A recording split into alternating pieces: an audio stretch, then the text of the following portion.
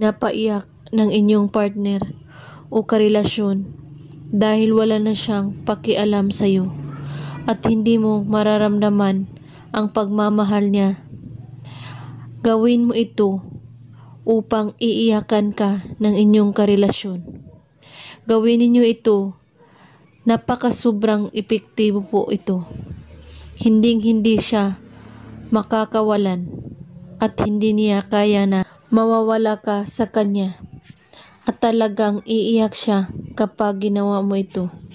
Pwede itong gawin sa magka-LDR o kahit hindi pa kayo nagkakita. Tamang-tama ito ang gagawin ninyo upang hindi siya magloko at yung partner mo.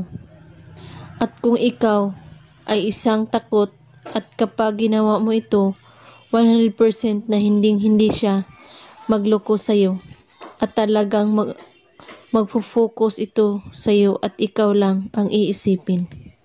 Kailangan kapag ginawa ito ay siya lang ang iisipin mo at kailangan buo ang inyong paniniwala, walang ibang iniisip at pagdududa. Gawin ito bago ka matulog o kahit anong oras at araw. Ang kailangan mo dito ay ang panulat lamang. Bago kayo matulog, isulat mo ang pangalan niya at apelyido sa iyong kamay.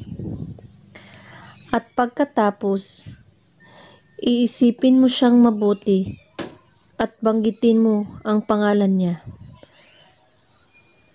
at kung gaano mo siya kamahal.